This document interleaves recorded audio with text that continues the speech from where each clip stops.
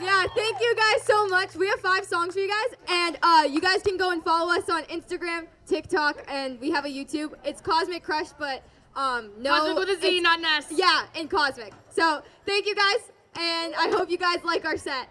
And just a warning, this is going to be loud. So. Thank you.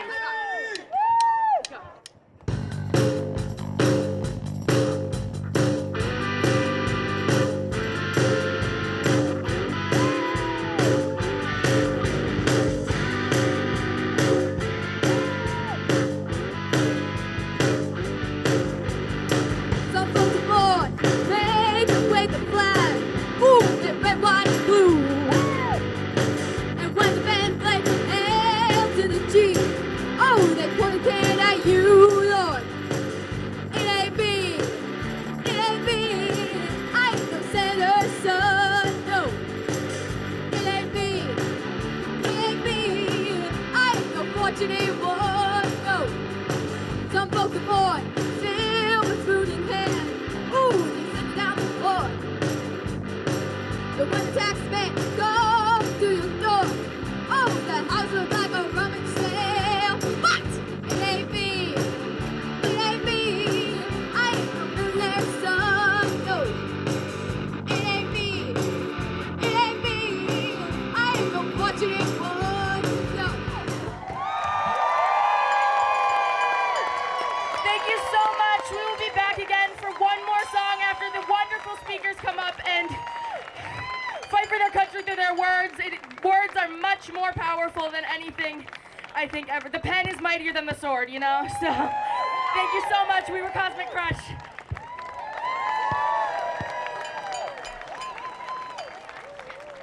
Let's have one more round of applause for our band, Cosmic Crush.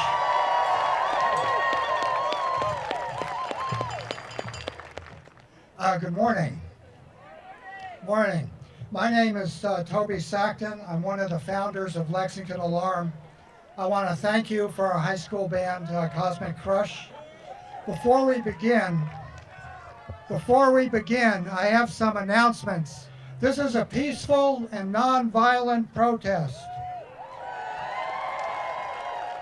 Today, we use tools of non-violence and persuasion. But Lexington is as committed to our revolutionary ideals as we were 250 years ago. We are among the first of 2,600 No Kings rallies across the country. For those of you on social media, post with the hashtag No Kings Lexington and No Kings to help make us visible. So, why are we here? We are patriots. We believe in the ideal of America. We are not afraid to confront evils in our past because we have faith in ourselves to make a better future. We hold these truths to be self-evident, that all people are created equal. They are endowed with certain unalienable rights. Among those are life, liberty, and the pursuit of happiness. To secure these rights, governments are instituted among us, deriving their just powers from the consent of the governed. America's strength comes from its people, not a king. We are the inheritors of these rights to freedom of thought, freedom of speech, due process under law, and a government divided among 3 co-equal powers. That's why we say, no kings.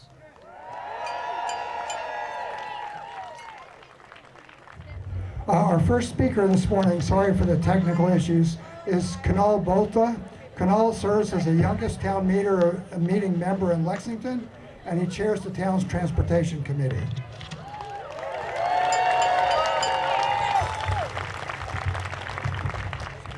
Can everyone hear me? Great. Good morning, Lexington. It's great to see you all out here this morning. I'm Kunal Botla. A little over 2.5 centuries ago, this was the site of a fight for democracy and those set the beginnings of what we now know as the United States of America. In the many years since, each time democracy has come under attack, it's persevered. But that doesn't happen on its own. American democracy continues because we protect it. We can't take this for granted. Donald Trump, the White House, and his friends all over this nation are trying to take away our rights one by one. They're calling this an anti-American rally, but we're here because we're fighting for an America where everyone is equal and there are no kings. Since January, Trump has been waging war on Americans. Trump has sent the military into LA, DC, and Chicago to assault Americans at all hours and play Candy Crush while standing around on their phones. They're sending in black helicopters in the middle of the night to drag people away from their homes and their apartments. Agents have assaulted and arrested Chicago aldermen, New York City's comptroller, members of Congress, state legislators, and more. They've attacked journalists across the country with rubber bullets and handcuffs. They're taking away press credentials from journalists and filling their seats with loyal social media influencers who peddle the White House's narrative at the Pentagon, White House, and across the country. In Somerville, ICE agents took one of my peers, a doctoral student, streets away from Tufts' campus, all for co-authoring an op-ed in the Tufts Daily.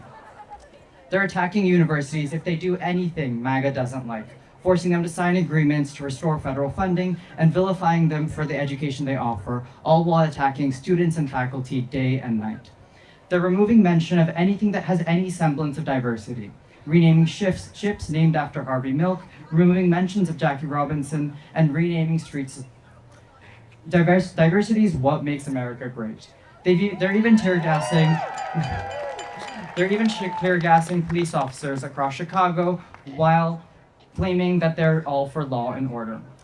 And they're going after talk show hosts. At this rate, The Onion is starting to look like real news.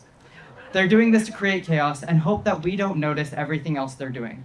They're doing this while they got healthcare, social supports, and infrastructure that help Americans on their day-to-day basis and the world all over. We can't forget about each of these attacks against us. If we start thinking that this is normal, we'll be like a frog in boiling water and not respond until it's too late. When renaming the Gulf of Mexico to the Gulf of America wasn't enough of a distraction, they started waging war in American cities by attacking Americans. From we the people to the last line of the 27th Amendment, it's each of our responsibility to use our rights so they can't take them away. Write an op-ed, attend a rally, debate your uncle, fight back in the ways the military can't stop. We can't stand by idly. There are no kings in the United States. Thank you.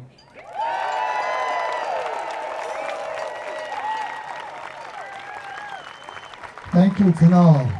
Our next speaker is Professor Amal Bashar from Tufts University and a Lexington resident.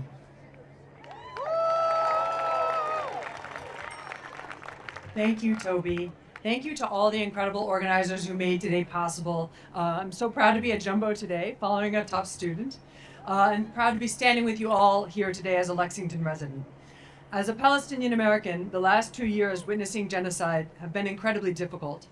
Yet I've found in our community here in Lexington a renewed sense of connection to people who share my commitments to social justice, and also to people who, even if they don't share exactly my view of the world, recognize the dignity of my family and our Palestinian heritage. Thank you. The racism of this regime, the ways in which it's undermining our future by tearing down the glimmers of possibility that people have worked so hard for in climate policy and refugee rights, the ways this administration threatens an independent judiciary and free expression. These are outrages and threats to us all. Still, my family has found not just solace but also strength in small ways here in Lexington. We still have a robust social justice curriculum here. Woo! Teachers and staff have given my children the chances to talk about their multifaceted identities and perspectives on justice in ways that matter to them. This fall, that feels like no small feat.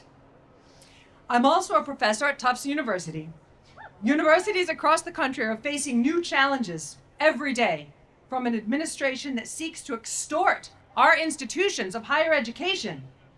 Trump is trying to defund science, enable discrimination against trans people, and entrench white privilege. He's trying to divide our university communities, but it isn't working. This week, we've seen universities like MIT, Brown, USC, and University of Virginia say no to this administration's base attempts at control. Higher ed is one of the front lines of this struggle for fundamental civil liberties today, as we saw all too chillingly when Romesa Ozturk, a student at Tufts, was abducted by plainclothes, masked ICE officers as she was on her way to a Ramadan iftar. What had she done? She had co-written an op-ed in our campus paper calling on the university to respect student votes in support of Palestinian rights. Calling for an end to war crimes and genocide is an obligation, not a crime. Thank you. Yet across the country, she and other brave students spent many weeks in ICE prisons, far from their home communities. The Trump administration thought they could threaten us all by taking away their freedom, but the week Romesa Ozturk was detained, Somerville came out in force to say, hands off our neighbor. And the American Association of University Professors and the Middle East Studies Association have stood up for their members and for the vitality of our university communities. As a result of their work, in a landmark decision last month, a federal court found that non-citizens present in the United States had the same free speech rights as citizens. Woo! This victory is a profound reminder to me that we have the institutional tools and the bravery to get through this crisis in our democracy. We have always relied on each other to create and maintain the right to expression upon which this country was founded. Today we have to show that work every day in our campuses, in the street, in our neighborhoods, in meetings, and to our elected representatives. I grew up seeing through my parents the potential of this country. When my Palestinian father came to this country, he became a journalist. He carried press passes to the State Department and the White House, working for a small Palestinian news outlet. Now new restrictions prevent Pentagon journalists from the core work of journalism. This week, dozens of journalists walked out of the Pentagon and turned in their credentials in protest of these restrictions. They show us, again, our free press, our access to information from our government is worth fighting for. So I am so proud to be here today with my dad, who long ago showed me the best of what American civil liberties can be. I'm here today to show the administration that we cannot be silenced, that we recognize the dignity of all those in our community and of people around the world. People must not be snatched from their schools, their jobs, and their families to makeshift prisons in the Everglades, or in Louisiana, or in Burlington. I'm here for the dignity of Palestinians, too, who have had the determination to stay in their homes despite the failings of U.S. policy. I'm here to say that we value the voices of those who advocate for justice and that we reject the administration's attempts to trample on the rule of law. I'm here for educational excellence, for workers' rights, for faculty governments. I'm here for the small democracies and this big one, for our children, for our generation, and the next one. Thank you so much for being here today.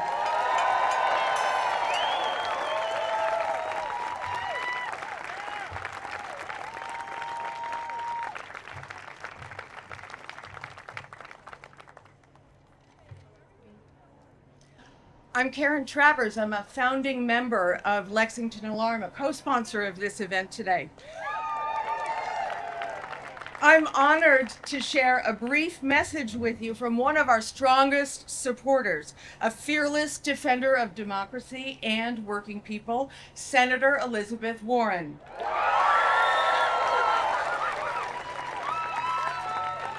She couldn't be here with us today, but she wants us to know that she stands with us here on the Lexington Battle Green, where we the people first declared that we would live in a nation of laws and not kings.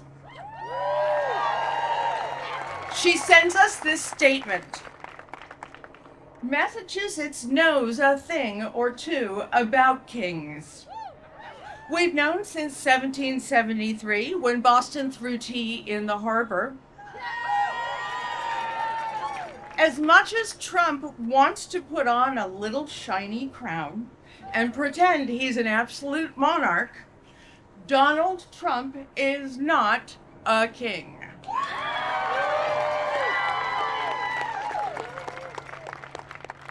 And peacefully standing up for what we believe in is a deeply patriotic way to support our democracy. Standing up to a wannabe dictator is patriotic. Protecting health care for millions of people is patriotic.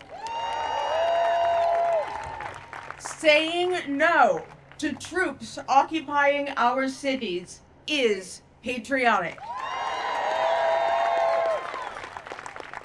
To every patriot who showed up today, thank you.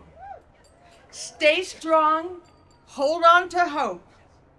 This fight will be long, but we will persist. And we will not bow down. No kings.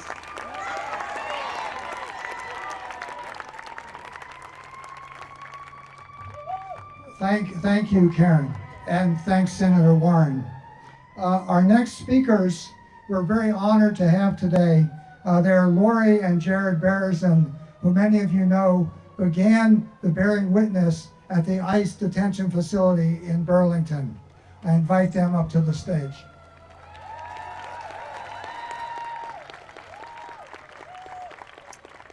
Thank you so much. I'm honored to be here to stand up against tyranny of today, as my ancestors did fighting in the American Revolution. I'd like to tell you about a woman named Crystal. Crystal was born in Colombia. She's 34 years old and lives in Revere with her husband, who's a permanent resident of the U.S. Crystal has no criminal record, not even a parking ticket, and has been following a legal pathway to citizenship. Earlier this year, Crystal attended her scheduled asylum hearing at Boston Immigration Court, where a judge continued her case and scheduled her next hearing date. Upon leaving the courtroom, Crystal was arrested by ICE and brought to the Burlington ICE office. In a sworn affidavit, Crystal described her imprisonment there. Quote, "At Burlington, there were no beds. I had to sleep on the concrete floor with just a Mylar blanket. There was a toilet in the little cell that I was in, but no door. It was out in the open. The room was so small that we could not lay down at the same time. Two of us could lay down and the third had to sit up, leaning against the toilet so that we could all fit. They barely gave us food. I lost approximately 7 pounds during the 7 days I was detained in Burlington."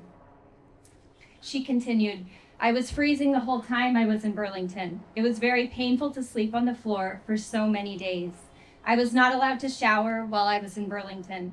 There was no soap to wash my hands after going to the bathroom. I was not allowed to brush my teeth at all. I wore the clothes I arrived in the whole time I was there. I was scared I was going to get an infection because I still had stitches from my surgery. There was no option for personal hygiene.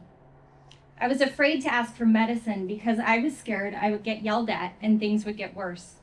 There was one officer who was mistreating me psychologically. He was telling me to stop bothering him and asking for things. He was arrogant. He was telling me that it was my lawyer's fault that I was there. He yelled, quote, "The lawyers think they know everything, but they don't know anything." He yelled at me a lot. He put my picture on the door of my cell and told the other officers not to give me anything because I had asked for too much. I don't know how they expected me to never ask for anything. I was wearing the same clothes for 7 days. I was freezing. I needed medication. The small cell had no windows that looked outside. The wall that faced the hallway was glass. It felt like I was being in a fishbowl. I had no idea what time of day it was because there were no clocks. I felt like I was being tortured. Now, when Crystal's lawyers came to Burlington to meet with her, the officers there refused to even let them inside the building. Now, you don't need to be a legal expert to know that Crystal's constitutional rights were being violated. The 5th and 14th Amendments of our Constitution state that no person shall be deprived of life, liberty, or property without due process of law. So let me ask you, is Crystal a person? Yes. Was she deprived of liberty? So now let me ask you, is Crystal a person who is deprived of liberty without due process? The 8th Amendment of our Constitution states that cruel and unusual punishments shall not be inflicted. Crystal was imprisoned in an overcrowded, windowless cell, denied basic hygiene and medicine, and given hardly any food or water. So let me ask you, is this cruel and unusual punishment? More than 4,000 immigrants, our neighbors, have been abducted in Massachusetts since January. According to ICE's own published data, more than 80% have no criminal history, not even minor traffic violations. But let's get one thing straight. Whether a person has a criminal record or no criminal record, whether they are an immigrant or a US-born citizen, everyone in this country has constitutional rights. We're going to keep showing up until those rights are fully restored and respected.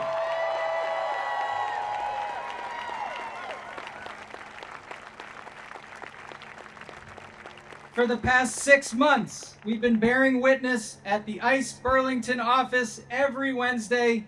Now, when you go to a place every week for 6 months, you might think that you would get used to being there.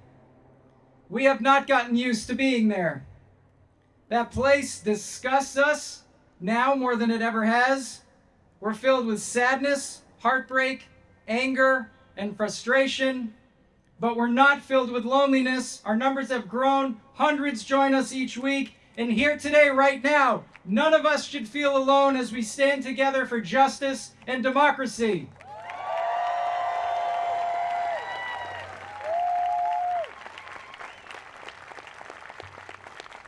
Now, our government and their agents remain committed to violence, while their collaborators have chosen servitude, ignorance, and silence. We believe in their humanity. We hope that some of them make a different choice, but we can't rely on that to happen. We can't wait for imaginary heroes to pop up out of government and law enforcement, not while lives are being destroyed every day. It's up to us. The only way we can succeed is if we grow this movement. Now, Dr. King taught us that the core element to building a large-scale resistance is a commitment to nonviolence. This is vital, I believe, for one simple reason. Peace is always more welcoming than violence. Love is always more welcoming than cruelty. Now, our government and their allies stand in a brutal solidarity. Let us continue to stand in a loving solidarity.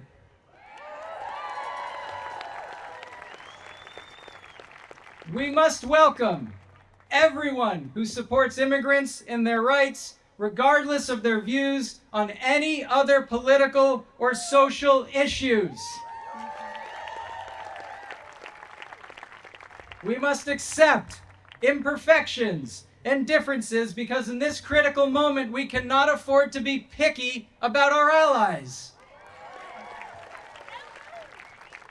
And for those of us who are US-born citizens, we must accept our privilege and use it to stand where our neighbors cannot.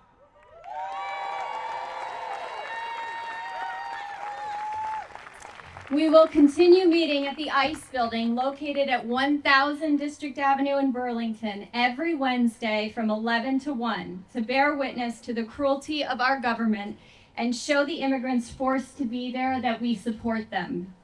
If you know someone who is worried about our neighbors and our democracy but has yet to take action, please encourage them to do so. Invite them to join you at an event, whether it's standing with us on Wednesdays in Burlington or at another action, or help them get connected with organizations doing great work in our communities. Whatever path you take, remember that the truth is on our side. Morality is on our side. The law is on our side. And we need you in this fight. We're so grateful to be here today, and we're honored to stand with you against tyranny. Thank you.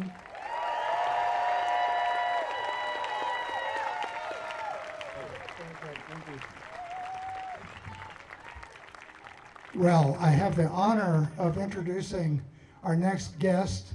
It's our elected U.S. Senator Ed Markey. Senator Markey has been a true fighter for democracy and a fighter for Massachusetts. And we're very honored to have him address us today at the Battle Green. Senator Markey. Thank you, Toby. Thanks to all of you for coming out here today, because we are here at the birthplace of democracy. It started right here 250 years ago. And it is good to be here because this is a moment. It is a moment that demands truth. It demands truth about corruption, truth about greed, truth about injustice, about hate, about the top 1% of America holding 35% of our nation's total wealth. CEOs paid 290 times more than the average American worker. In just 3 weeks, Donald Trump's sons and family raked in $1.3 billion from a crypto company that only opened when Trump took office.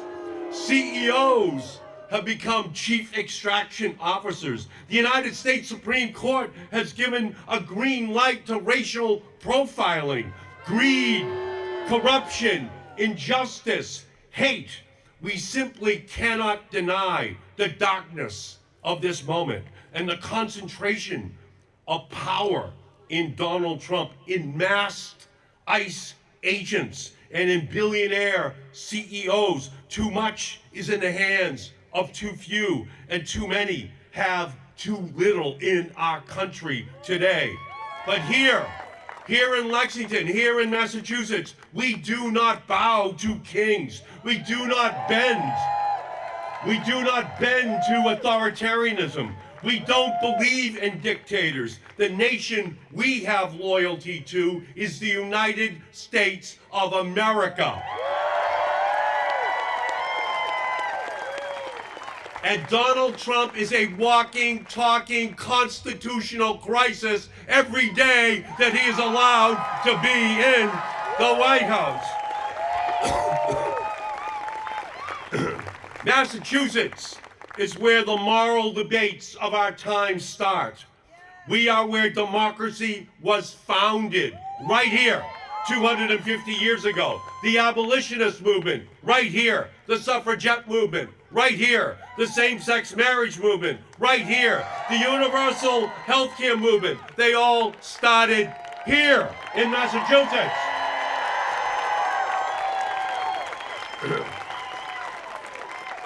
Massachusetts has always been on the front lines of democracy. And that's why Donald Trump has declared war on us, on Massachusetts, our economy, our workers, our schools, our way of life. Medicaid, gone. NIH funding, gone. Department of Education, gone. Due process and the rule of law, gone. The only thing that should be gone is Robert F. Kennedy Jr. and his ban on vaccines.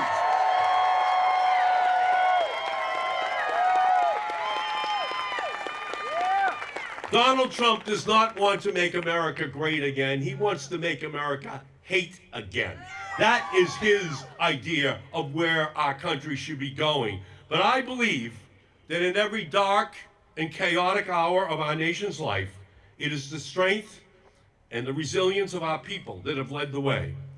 When those Minutemen and women decided to take on the most powerful army in the history of the world, right here in Lexington and Concord, were they knocked down? Yes. Were they knocked out? No. They got up, they fought, and they won. When the abolitionists were knocked down, did they give up? No. They got up, they fought, They won. When the suffragettes were knocked down, did they give up? No, they got up, they fought, they won. When Martin Luther King Jr. and the Civil Rights Movement got knocked down, did they give up? No, they got up, they fought, they won.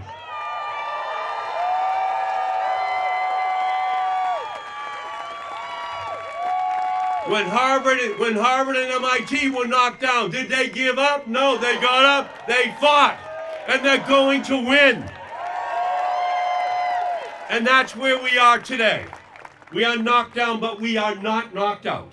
We are going to stand up and we are going to win. And thank you for coming out today, because here in Massachusetts, we stand for what is right. We stand with trans rights and trans people because they are human rights.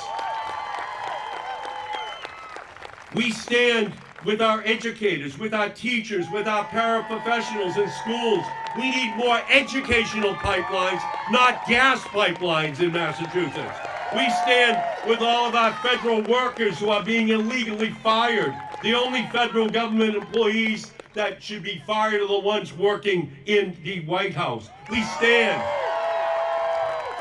stand with our immigrant neighbors here to make a better life. We say no to family separation. We say no to mass deportations of innocent people. No to mass ICE agents abducting our neighbors off of our streets. We will not stand for an occupied Massachusetts by Donald Trump. So here in Massachusetts, we do not coronate, we liberate. We don't agonize, we organize. And that's what's going on here today. So I'm here to ask every single person, are we going to fight for the future of our democracy? Trump wants to scare us into submission, but when he rolls back our rights, we roll up our sleeves. Are we going to fight? Are we going to fight the corruption and the lawlessness, the illegitimate Supreme Court, the tax-dodging corporations, impeach Supreme Court justices who break the law, subpoena and prosecute administration officials so that it's the rule of law and not the rule of Trump? That is what we're going to stand up for. That is what we're going to fight for. It all began here on the Lexington Green 250 years ago. And we are going to continue to stand up and to fight for democracy, fight for freedom, and fight to make sure that we do not have a king in the White House. We do not have a dictator telling us what to do. Thank you, Lexington. Thank you for being up and once again leading our nation. Thank you all so much.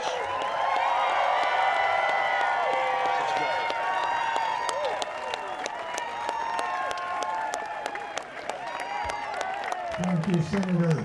Lexington is going to make Massachusetts proud.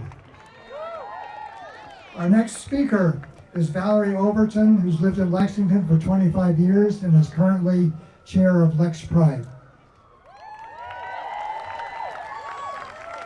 Good morning, Lexington! I'm going to take us on a little journey in history. Since the 1960s, when I first began protesting injustice and advocating for civil rights, I've taken comfort in Martin Luther King's famous words, "The arc of the moral universe is long, but it bends towards justice." Our country has deeply flawed origins, with profound racism that enabled enslavement of African American peoples, forced relocation and genocide of indigenous peoples, and grave harms to people of color who are members of the global majority over the course of centuries and still to this day. Along with, and indeed intertwined with that racism, is a deeply harmful sexism, ableism, homophobia, transphobia, xenophobia, anti-Semitism, and the list goes on. Yet slowly, sometimes agonizingly slowly, our ancestors and we who believe in justice have made progress. We have showed up and made injustice visible. We have used our nation's democratic principles and structures, free speech, including the freedom to dissent, a free press, separation of church and state, separate branches of government, and an independent judiciary.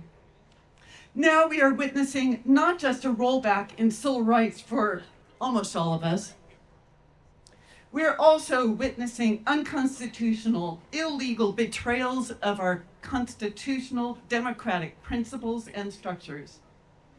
Masked ICE agents are assaulting and abducting Black and brown people, including young children, of all citizenship and immigration statuses without warrants or due process.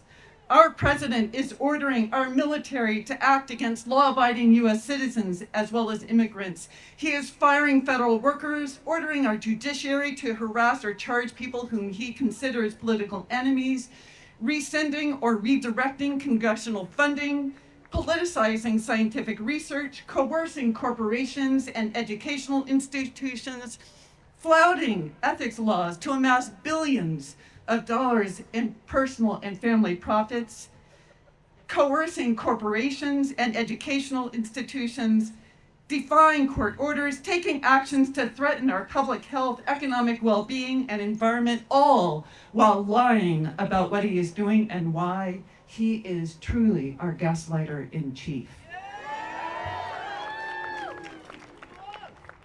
Just as importantly, our president and his enablers are intentionally sowing discord in order to create fear, mistrust, and hatred in us across our differences.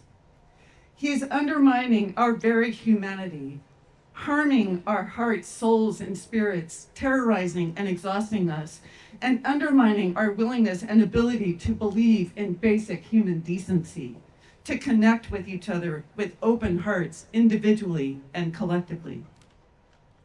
So today, I remember the words of the Honorable late John Lewis. Do not get lost in a sea of despair. Be hopeful, be optimistic. Our struggle is not the struggle of a day, a week, a month, or a year. It is the struggle of a lifetime. Never ever be afraid to make some noise and get in good trouble, necessary trouble.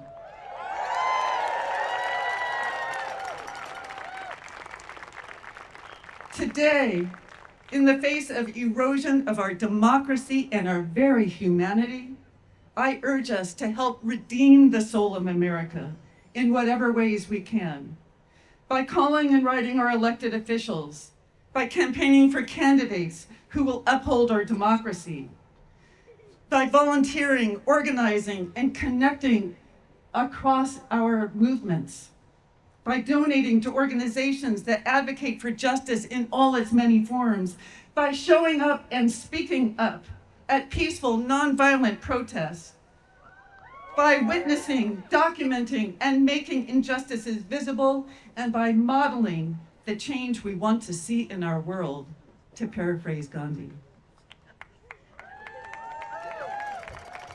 Let us also connect across our differences with open-hearted curiosity and a desire to learn. Let us affirm each other's humanity, because in the face of intentional divisiveness, this too is a vital act of resistance. So let us resist, together and united, for democracy and humanity. Thank you.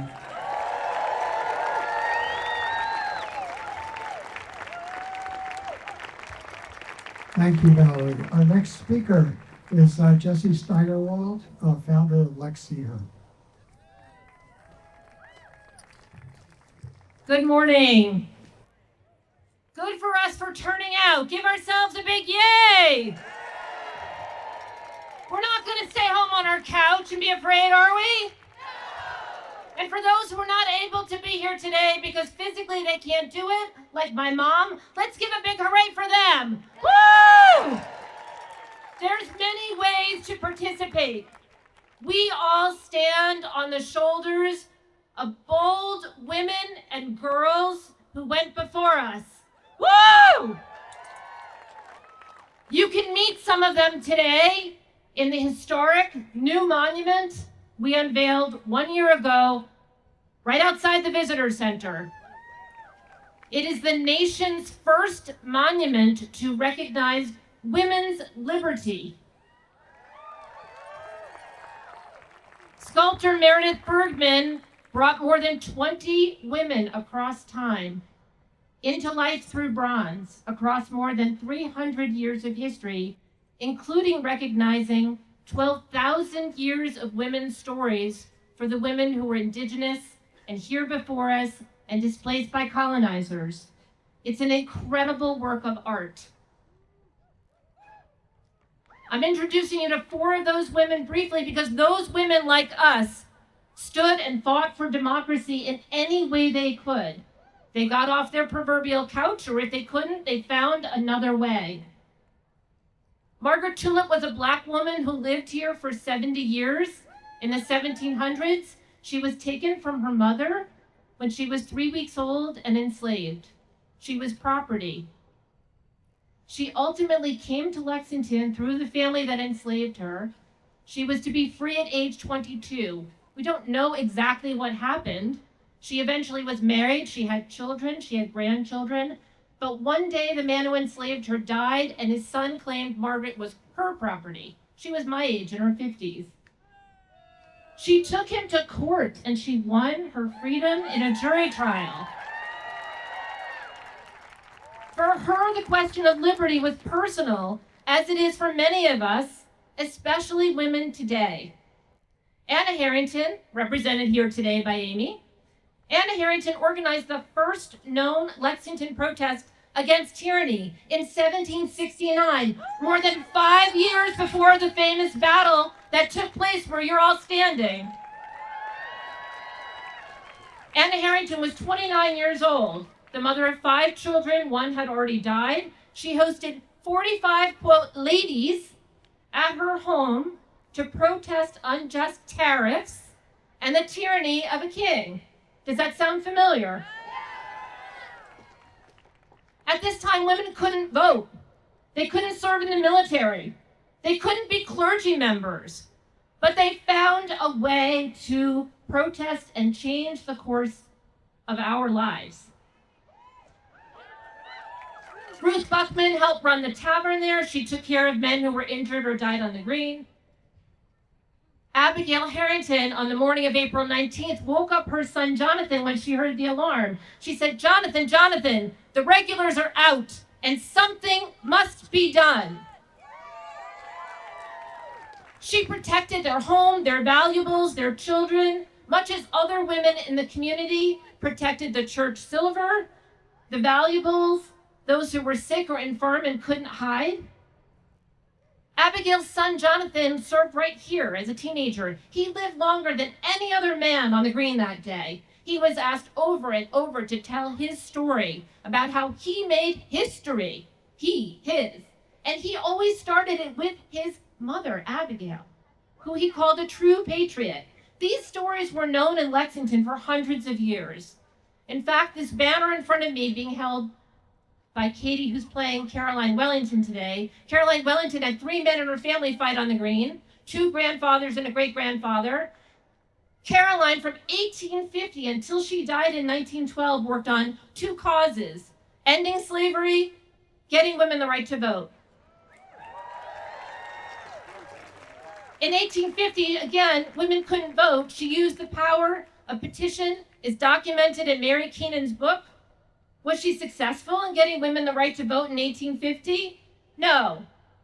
In 1887, she made this banner. Hold it up, Katie. Turn it around. On the bottom of the banner, she has Abigail Harrington's revolutionary words: something must be done. This banner went to Boston in 1887. Did women earn the right to vote? No. In 1912, a younger woman carried the banner to Washington, D.C., in the first Women's March on Washington in 1912.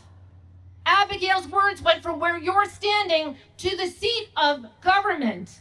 And were we successful yet? No. Sadly, Caroline died before the 20th Amendment was passed. The monument includes these women's stories and so many more, and these are the stories that tell about our country, about our history, about what the fight for democracy really looked like. Mothers fought, passed it on to their daughters or their granddaughters. They didn't necessarily live to see that success. And we may not see the reparations necessary for what Trump is totally destroying in our country. We may die first, but we have to fight. These women fought for us, and we must fight for the children here today, for those who are not here at all yet. And we will.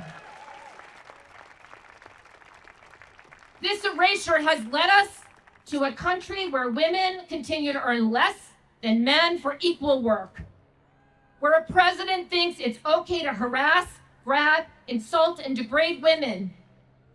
Comedian Rosie O'Donnell left the country to escape his persecution. She's not a wimpy woman, but she had enough. His cronies are openly discussing taking away our right to vote. That's why I sound angry today. Literally, they think it's okay to talk about that out loud, like their text groups talking about horrible racism, anti-Semitism out loud. They're not ashamed of how they are behaving. Unelected men scolded military men. I have people in my family of all genders who've served in the military. They sat there and scolded them. These men never served. The president never served. And they want to kick women out and people of color, and they're being successful at it. Worse, the Supreme Court has denied our constitutional and human rights to bodily autonomy by saying that it's okay for some states to deny us health care, including abortion, and now they want to take away contraception. Even as they are openly forcing women to have children, to become mothers, a lifetime commitment. They are forcing that. That is sexual slavery. While they are doing that, they are taking away every week another resource from our money that helps support children and the women who don't have resources to take care of them. They're taking away food subsidies, special education, public education, healthcare. If you have a child and there's nowhere for your child to be during the day, you can't go to work. You can't earn money. You can't get food to feed your children. There are now plenty of states in this country where it is simply not safe to be a woman or to have children. Women are not at liberty in America. And I am wrapped in the flag today, and I see lots of beautiful flags. It's our country. We decide what happens next. Thank you. Thank you, Jesse. We are honored, very honored, to have our next speaker, a Lexington resident, the Poet Laureate of the Commonwealth of Massachusetts, Reggie Gibson.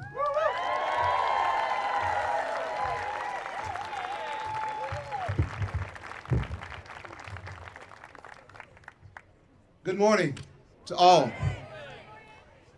My full name is Reggie O'Hare Gibson. I've taken my wife's last name as my own.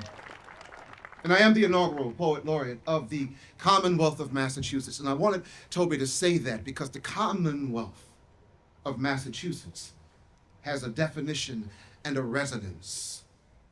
Commonwealth, a community convened to promote the common good. But the word Commonwealth is only a word, and words do not have meaning. This is the secret that we teachers of language understand. Words do not have meaning. Words are grunts.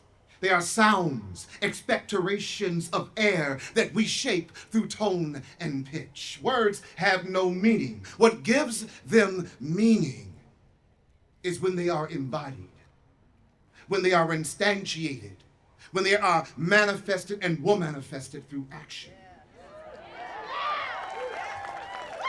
And this is an important distinction because we are a constitutional republic, a community held together by a document made of words. Words that if those words are to have meaning, it is up to us to create it. I think often about what led us here. It's easy to blame MAGA, Washington, and they certainly deserve our share of vitriol that we can give them. But truth is, there's another truth to that. We got here one racist grandmother at a time. We got here one homophobic grandfather at a time. We got here one sexist brother at a time. One transphobic sister at a time. One slur we let pass at the dinner table at a time. One to hell with you, it's about my 401k at a time. One turned back on another's humanity at a time. One hatred, one disregard, one shut mouth when we should have shouted, "You will not speak death into my republic," at a time.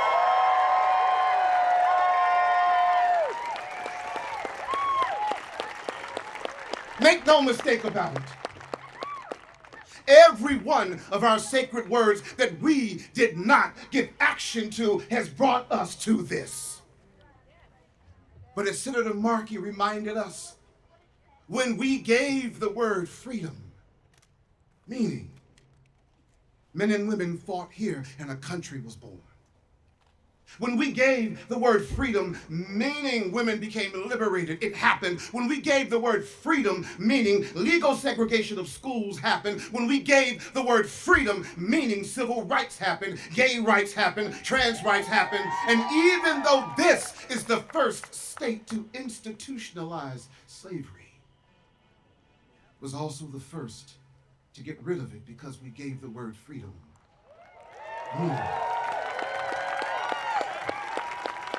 It's always been this way.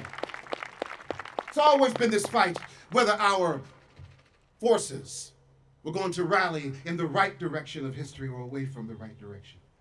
Whether we were going to walk that razor-thin line between our lower animalistic nature and our more higher transcendent selves. And we've always had to make that choice. Our future depends on this. So when they speak of our time, let them say. What will they say? They will say this was a time when truth abandoned our words. That it was when pestilence and plague were a president's mouth. They will say this is when the internet wedded fact to fiction and disinformation became mainstream and scripture. They will say this was when we hamster wheeled inside the jagged jaws of civic death that hovered above us, licking murderously its lips. They will say that this was when civility was assassinated on the steps of our nation's capital and multitudinous monstrosities masqueraded as law. They will say, when they speak of our time, they will say that it was when morality drank gluttonously of hatred's hemlock, that we mocked as democracy cowered to executive power. They will say a horrible darkness kissed our ears, kissed us until we closed our eyes and trembled with fear until we became the very darkness we feared. They will say that this was the time of God on our side, of God is our guide, as crosses turned into gun after gun after gun after gun behind pews of prayerful eyes, and both red and blue forgot that their God was colorblind. They will say that this was the hour of the food-shrunken belly and of refugee and of those turned away in the time of their human need as the justly imprisoned enemies of the state walked free through prison gates. They will say it was when English spoken with the wrong accent meant an uncertain fate. They will say this was the time of the bullet bite, the misogynist blight, the applauded abuse, the anti-truth, the anti-learning. They will say this was when we set the world on the brim of burning. But also let them say that this was a time we fought against a civic genocide. That something transcendently human in us stood up to resist the Orwellian jackboot. that finally, in the raspy baritone of Ray Charles, we heard what our country could be. That in the wise words of Walt Whitman, we rose to the challenge and the charge of true democracy. That in the aspic bite of Mark Twain's wit, we finally got the punchline, finally realized that manifest destiny would no longer patch the human-sized hole in our history. Let them say that this is when we said yes again and again and again and again to the verses of Emma Lazarus's New Colossus, resounding with, "Give me your tired, your poor, your huddled masses yearning to breathe free. The wretched refuse of your teeming shores, send these, the homeless, the tempest-tossed to me." Let them say that this is when we said yes again and again and again and again to the verses of Pablo Neruda, resounding with peace for the coming twilights, peace for the bridge, peace for the wine, peace for the letters that seek us and rise in our blood, peace for the city in the morning when the bread rises, peace for the ashes of our fallen, peace for all living, peace for all waters and land. Let them say that this is when we fought, how we've been conditioned. Let them say this is when the woman stepped forward declaring, "I am that I am," and we men began to break ourselves of the need to break women. Let them say that this was when our better angels spoke and we learned to lean in and listen. That this was the time we struggled against fist and fallacy and of judges refusing to kangaroo their courts and show that in America the law is king. Let them say that this is when our youth saw us here, found truth and hope fluttering madly on their tongues like a caged feathered thing, and because of us they were unafraid to open their mouths and let it stretch its wings and sing. Let them say that we were a people of a humanistic faith in a time when faith in humanity was foolish. Let them say that we were a people of an infinite hope when it made no sense to hope at all. That we still believed that love could be as simple as the images our ancestors painted on caves, images birthed from our first human songs, songs of water and flower, the sun, moon, and star, and wind and rain and river and fire, and that even as all shook beneath our shoes, you knew that you were part of me and I was part of you and you and you and you and you and you, and that we are all part of all. Let them say that this was a time we desperately reached through this malignant maelstrom of electronic chaos, reached through the mad and maddening invocations of the soulless who profit from the poisonous pathology of our time, reached through and found others here with our own eyes, with our own hands, reaching back.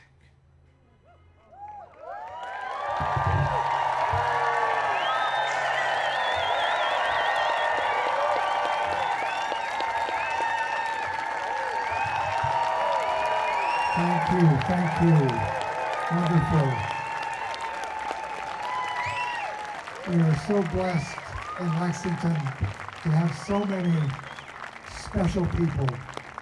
Our next speaker is Charu Verma, Vice President, Executive Committee, National ACLU, a leader of Massachusetts ACLU, and a resident of Lexington. Thank you.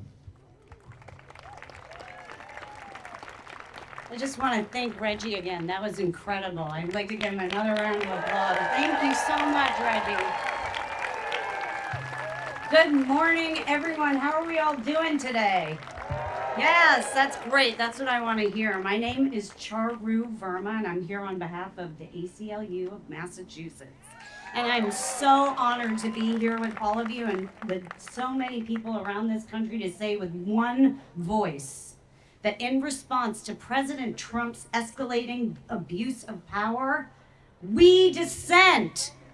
Because as we say here at the ACLU, dissent is patriotic.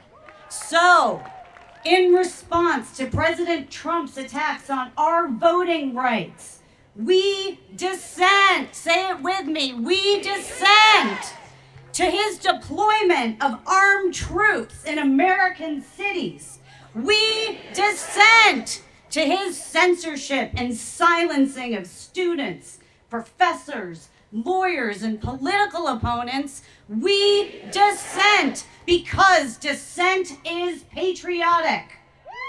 And we are here today in Lexington, together with our allies across this great Commonwealth and around this country, to say with one clear voice that we, the people, are not going anywhere.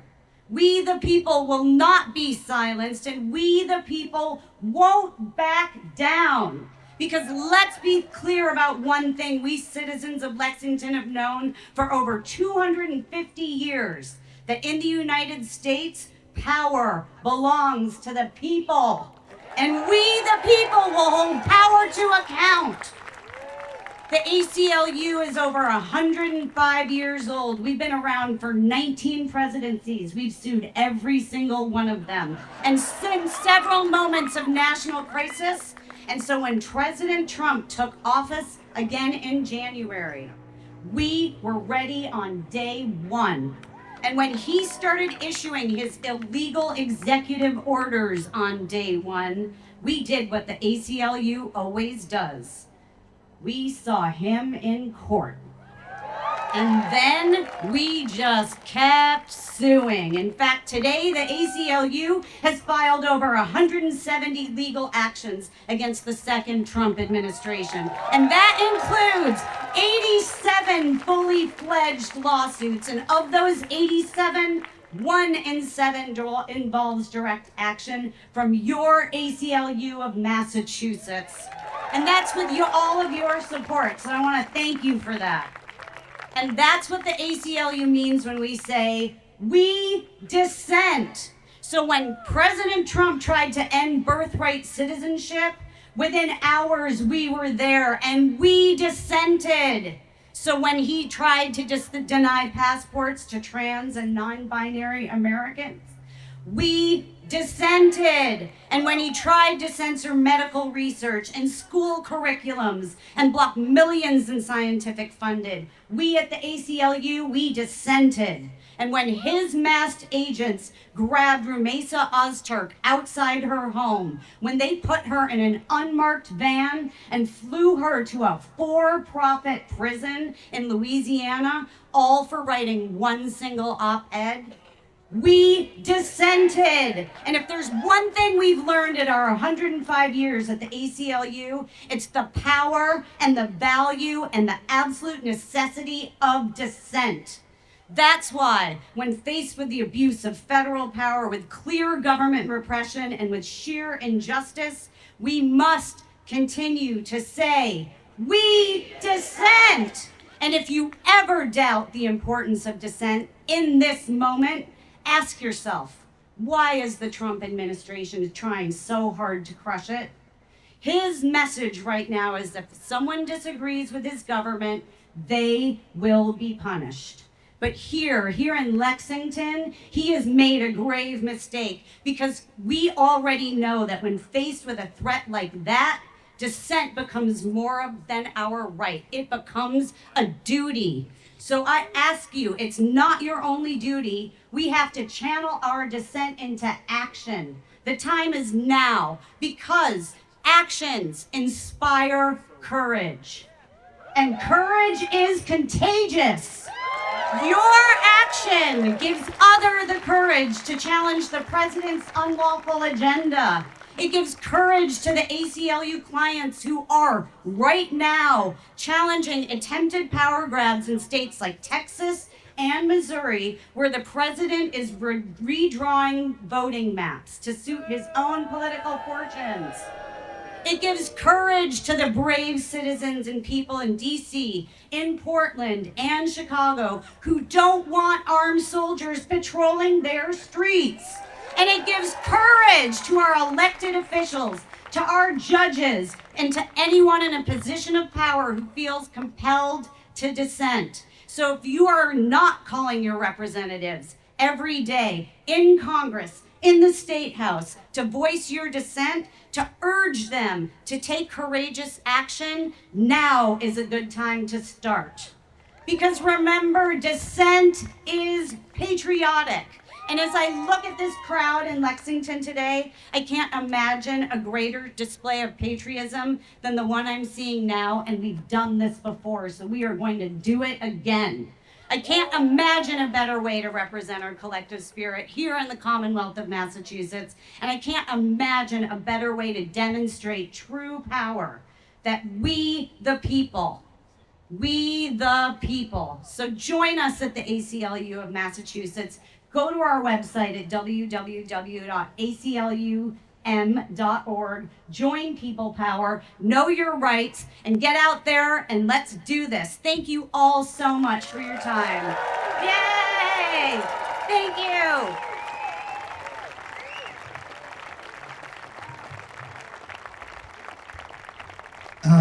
I'm about to introduce our final speaker. I want to just give you a couple of notes. After Bill McKibben speaks, we're going to have Cosmic Crush back on stage for one song. We're going to sing This Land Is Your Land, and everybody will be invited to sing along. We have people passing out lyrics in the crowd. But first, I want to give a fantastic warm welcome to this native son of Lexington, Bill McKibben, who grew up here and is founder of Third Act, which organizes people over the age of 60, focuses on action on climate justice. So welcome, Bill McKibben.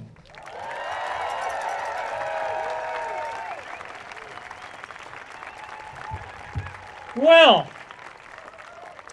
to quote Samuel Adams, what a glorious morning for America.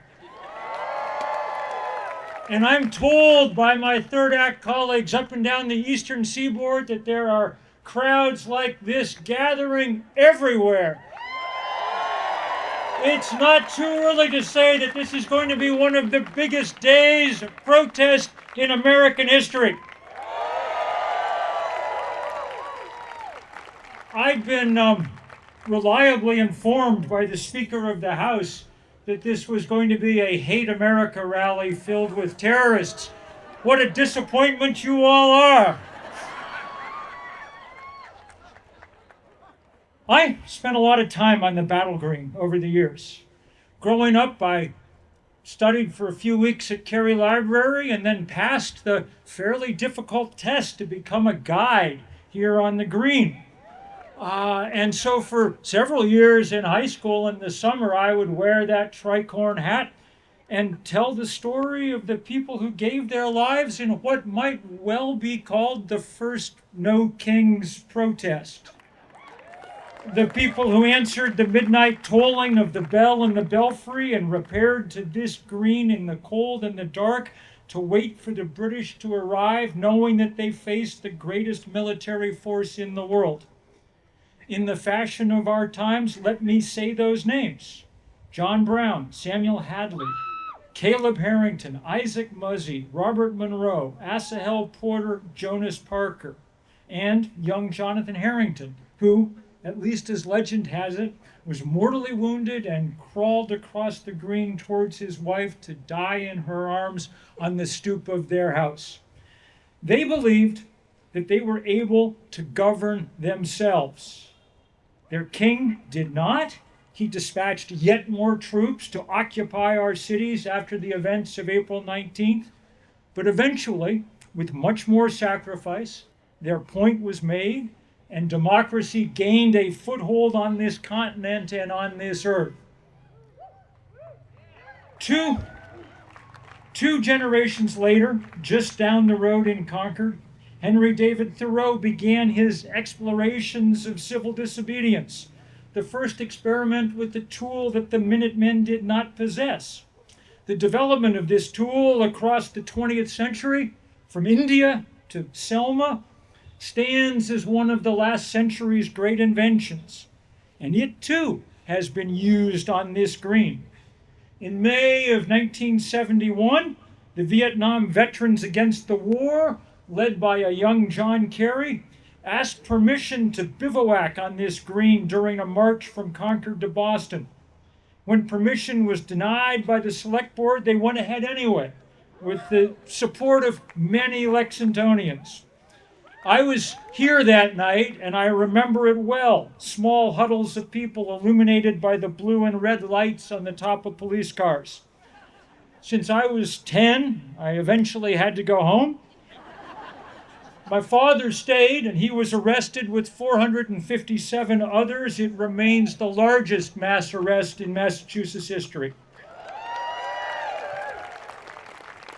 And that was a small part of a successful movement that ended a war that had killed millions in the jungles of Southeast Asia, a nonviolent victory. Now we stand here at another remarkable turning point in American history. We have a president who, though duly elected, has decided to govern as a ruler. With the aid of a cowed Congress and a corrupted Supreme Court, he has ordered troops into peaceful cities, used masked secret police to arrest our neighbors on flimsy pretext, has upended the orderly work of Congress by canceling projects they had funded. He has favored cronies and their businesses to line his pockets. He has reduced our standing in the community of nations by imposing scattershot tariffs. And he has all but ended the scientific progress that has marked this nation since Benjamin Franklin. Our king, our new king, has decided that half his subjects are worthless. As his spokeswoman declared on Thursday, the opposition party in this country's main constituency are made up of Hamas terrorists, illegal aliens, and violent criminals. As his lickspittle Speaker of the House said earlier this week, if you come to this rally, I'll bet you'll see Hamas supporters, I bet you'll see Antifa types, I'll bet you'll see the Marxists on full display, the people who don't want to stand and defend the foundational truths of this republic. Sadly, for Mike Johnson and Carolyn Leavitt and Donald Trump, what we actually have here today are people who believe far more deeply than they in the foundational truths of this republic. We believe that the president is not a monarch, but instead a person elected to protect the constitutional arrangements under which we live. We believe he has no more business dispatching troops to Portland or Chicago or Los Angeles than King George had dispatching troops to Lexington. We believe that the racism and xenophobia lurking in every pronouncement of this president goes against the work of Americans across 250 years to broaden our democracy past its stunted beginnings. And so we will fight, non-violently, but without cease. We will continue to gather in the streets and on the town commons. We will do what we can to protect the right to vote, and we will exercise that franchise as long as it is granted us, and we will seize it back if it is taken away. We will come to the aid of our great colleges and universities, some of them just at the far end of Mass Ave, as long as they stand up to the regime. We will favor those companies and institutions that defy this new monarch, and we will boycott those who don't. If our ancestors could do without tea, then we can do without a new Tesla. We might even be able to do without Amazon Prime. We will try to raise each other's courage and support the families of those who were sent to jail, and we will honor those who lead us in this work, and we will do it in the best humor we can muster. Inflatable frogs to the fore.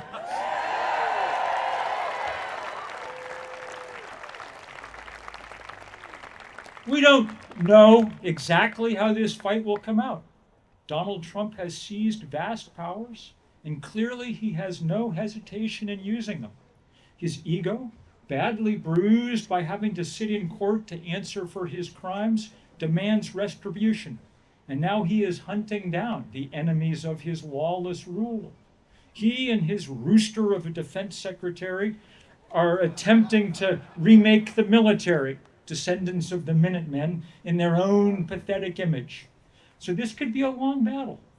But then the colonials had no idea how their fight would wind up either. They could not have foreseen Bunker Hill and Breeds Hill, Saratoga and Valley Forge, Brandywine and Yorktown. They could not have imagined when they were here that morning the Articles of Confederation or the Constitution. They just knew some basic truths that we also know. For instance, that humans are able to govern ourselves. We don't need a ruler who declares only I can fix it. And they knew that with too much power comes corruption, which we're now seeing on a scale that America has never known before. And they knew, crucially, that those who would divide our people instead of unite them are not fit to take part in our government.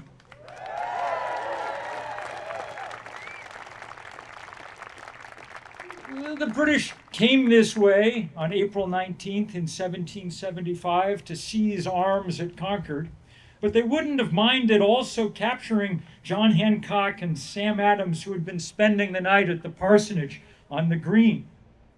And so perhaps we should let Sam Adams, absolutely resolute patriot, have the final words. The liberties of our country, the freedoms of our civil constitution, are worth defending at all hazards. It is our duty to defend them against all attacks. We have received them as a fair inheritance from our worthy ancestors. They purchased them for us with toil and danger and expense of treasure and blood. It will bring a mark of everlasting infamy on the present generation, enlightened as it is, if we should suffer them to be wrested from us by violence without a struggle, or to be cheated out of them by the artifices of designing men. So let us act with the courage of our forebears, peacefully but resolutely. We did not ask for this moment to come upon us, but we must rise to the occasion, and this hallowed ground is as good a place as any to make that pledge.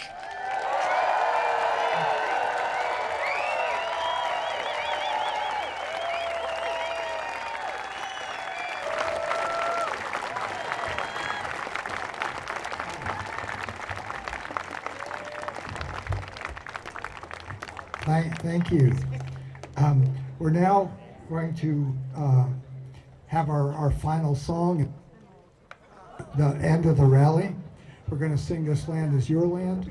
But I want to, before we do that, and before I hand the mic to Cosmic Crush, I want to do our land acknowledgement, because this song is for every American, including Americans who've been here for thousands of years. Lexington, Massachusetts is the traditional and unceded ancestral land of the Massachusetts people, who are also lineal descendants of the Pawtucket, and also in this region are the Wampanoag and Nipmuc.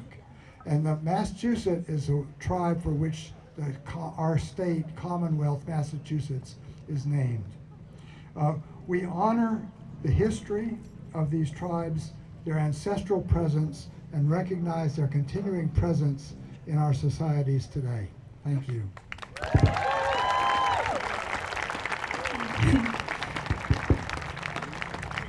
Yeah, like he said, this song is a song for all Americans. It's about all Americans. This land is everyone's land. Like most people in Boston and Massachusetts, I'm Irish, so I know a lot about my right, Irish person in Boston, fork found in kitchen. So my people during the famine were forced from their homes and forced to leave due to an unjust ruler who said, "You do not belong here. This is mine now." And what some people don't know about me is that I'm also Hispanic. And once again, I am seeing an unjust ruler tell my people, "You are not welcome here." There is a phrase from Irish Republicans. It's Choki or La. It means our time will come. So that is going to be my final message before we start this song. Our time will come. Our time will come for women's liberation. Our time will come for the liberation of people in Gaza. Our time will come for the liberation of all people, all Americans. So let's do this.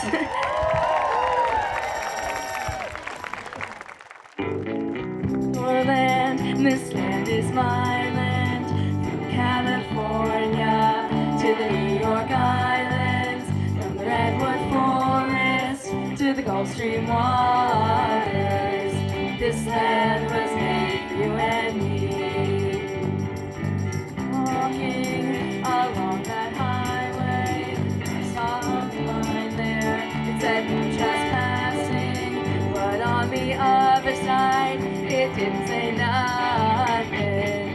That side was made for you and me. This land is your land. This land is my land. From California to the New York Islands, from the Redwood Forest to the Gulf Stream waters. This land was made for you and me. This land is your land. This land is my land. From California to the New York Islands, from the Redwood Forest to the Gulf Stream waters. This land was made for you and me.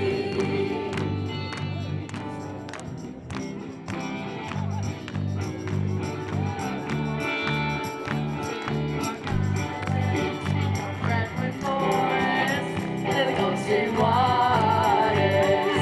This land was made for you and me. Thank you! Once again, we were Cosmic Crush with a Z, not an S. Please follow us on our socials, and thank you so much. Thank you so much for being here for our first ever performance. We're always going to remember this.